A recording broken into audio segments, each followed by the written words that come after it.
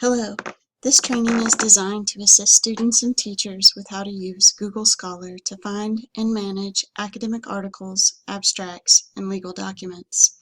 To begin, Google Scholar is an academic search engine that includes several valuable features to aid your research experience. Let's start at the home page. You can get there by typing in scholar.google into your Chrome browser and clicking Enter. Here we are. Here you will find your search window. In this window, you may type in your search by keyword, or if you want to search by author or title, you can use operators that will help your search experience, sort of like this. They will look like this. So here's your keyword for formative assessment. If you want to use a author, use operators and separate them by OR, or if you know your title and you're looking for a specific title, you may use operators like quotation marks around your title. If you're looking for legal documents, you can type in your search in this window here. For instance, I'm looking on information over due process, and I select case law. And if I want to look at a specific court document, it'll open up this feature below. I can select on the court, and here it will provide me a list of states and their state courts that I can select this information from. There's also an advanced search feature to refine your search. If you click this button right here, it'll bring up a new window where you can find articles by certain words, exact phrases, words with at least one word, or words that may occur anywhere within the article. Here you can search for articles by specific authors again, and if there are one or more authors, then you can separate them by the OR here as it shows. Here you can search for articles in a specific publication or a specific journal of some type, and it may help you to weed out or refine your search results and eliminate the time spent reading references that have no relevance to what you're looking for. Or you can search articles by publication dates, and some articles may be more time sensitive for you. So this search query will allow you to look for articles of relevance within a certain time range here. So let's go back to the home page. I'm going to type in a keyword, assessment, and I'm going to hit enter. Here it's going to bring up this page where it's going to pull up a number of relevant or articles that I may be interested in to meet my keyword. If I want to find recent papers, then I can look over here and on the left-hand side I can search from any time, since certain dates, or customize my range. Everything that is displayed is sorted by relevance, and so you have to go in and then add certain features of time frames if you want to. I can sort by date here if I know the specific date range, which may be valuable for some. Or I can click this envelope down below to create an alert. And alerts are good for students who are looking for the most up-to-date, most current research articles or abstracts or papers on certain topics. And by clicking this, it'll bring up an alert query where I can put my title in, my email address in, and then I can select the number of results I want to show up, and it will send me emails periodically regarding it.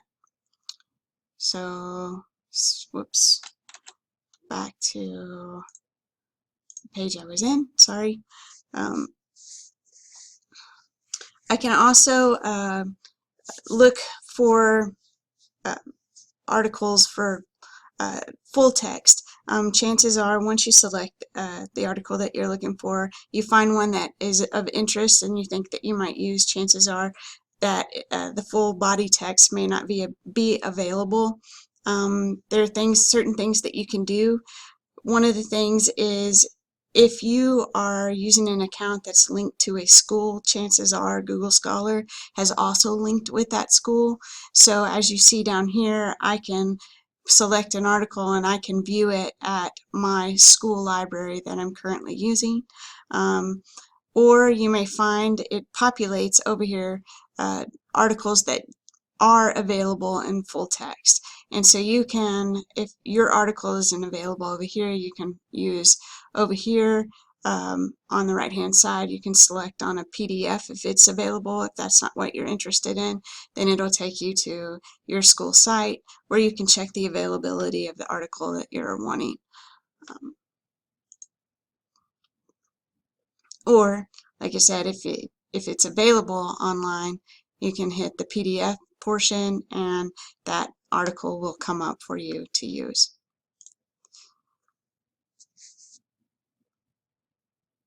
You can look for all versions of the article in case articles aren't available on the search engine on Google Scholar by clicking on the versions that are available, and those may be a benefit to you. You can also, one of the other things that's very handy is related articles to what you're searching for. So if you have a subject that you're interested in, it's going to tell you, once you find an article that you think is of interest and may be useful to your research, then you can select the related articles below, and all of these articles are related to your topic and maybe also of use to you. So it helps you kind of refine and explore other articles that may populate and be valuable to your research. If you want to look at the cited by section here, this section will tell you how many people are scholarly papers or articles. This article that you're looking at or are interested in has been cited by. And that's a goldmine resource for to see people who have cited that as a source of information.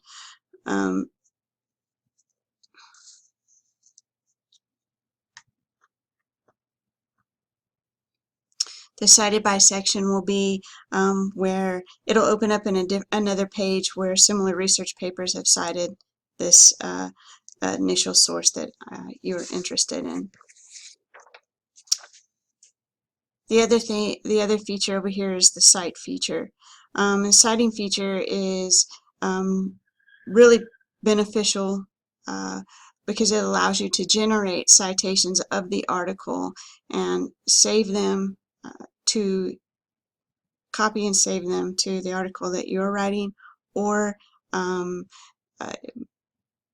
save them to other citation managers. So if I click on the site here, it comes up and it'll show you the different common formats of citations. You are able to copy and paste whichever you choose, and if you use any citation managers like BibTeX, EndNote, or any of these others, then it'll automatically just route them there.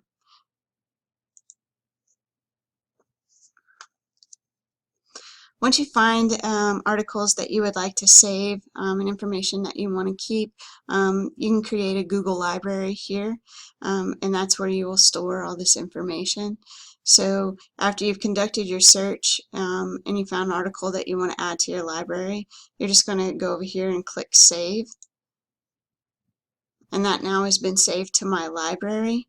If I want to click on my library to see what's been saved, I click on my library here and it'll show up right here. So that's a good way to keep track of everything that you're looking for. If you want to remove an article from your library, just select the article and click on the title here, and then click on delete. And right here is delete, and you can delete that article from your library. If you want to organize your library, you can label your articles by selecting Manage Labels, create your new label. And I want to create a label for assessment. Create. And now that article will be filed under the label assessment. Hit the back tab, and now I can, here's my assessment label here. And if I want to remove a label from an article, I just click on the title again, open the labels drop down, and select the label I want to remove. So if I want to add, edit, or delete any labels, I manage my labels here, and I can edit and delete them there.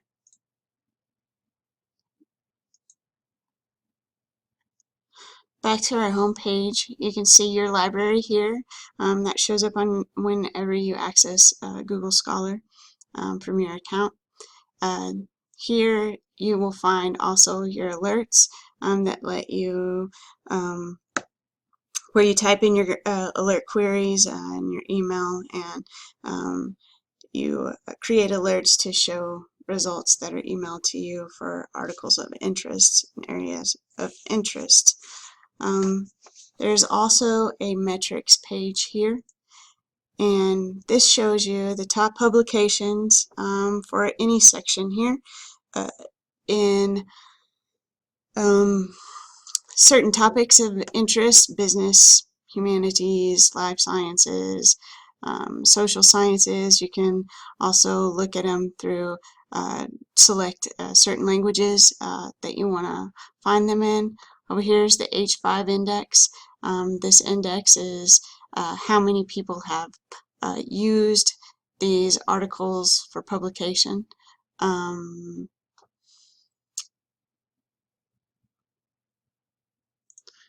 And also over here on your settings, you're going to want to set your settings to where your bibliography manager will show links to import citations into BibX and everything. So if you want to select that, then your results will show links to citations for BibX or EndNote or ReferenceWorks, whichever one citation manager that you use. Or you don't have to show any citation import links at all. And again, in truth, Google Scholar is very beneficial to the student, researcher, teacher, and even a publisher. There's even a section here for citations where you can go in and you can track your own citations for your publications, and you can select a home page where you want them to show up in. And so that's very beneficial for people who do publish articles. And the IST standards for this training are student standards for research and information fluency, and students can apply digital tools to gather, evaluate, and use information, and guide inquiry and evaluate and select information sources and digital tools based on the appropriateness to the specific task. Standards for teachers to engage in professional growth and leadership. Teachers continuously need to prove their professional practice and exhibit, leadership, technology infusion, They need to be able to evaluate and reflect on current research and professional practice on a regular basis, and make effective use of existing and emerging digital tools for themselves as well as students. Administrator standards, excellence in professional practice. Educational administrators promote an environment of professional learning and innovation. They need to stay abreast of the educational research and emerging trends regarding effective use of technology and encourage evaluation of new technologies. For coaches, content knowledge and professional growth. Coaches need to demonstrate professional knowledge, skills, and dispositions in content, pedagogical, and technological areas. They need to engage in continuous learning and deepen professional skills development and organizational change, project management. They need to regularly evaluate and reflect on professional practice, and engage in continual learning to deepen content and pedagogical knowledge in technology and emerging trends. And computer science educators. Effective professional knowledge and skills. Computer science educators demonstrate professional knowledge and skills in their field and readiness to apply them. They demonstrate knowledge of evolving social and research issues relating to computer science and computer science education. They're able to identify local, national content, professional standards and requirements affecting teaching and secondary computer science. So I hope that this training was helpful, and I plan on putting up more Google Scholar tips in the future. Thank you.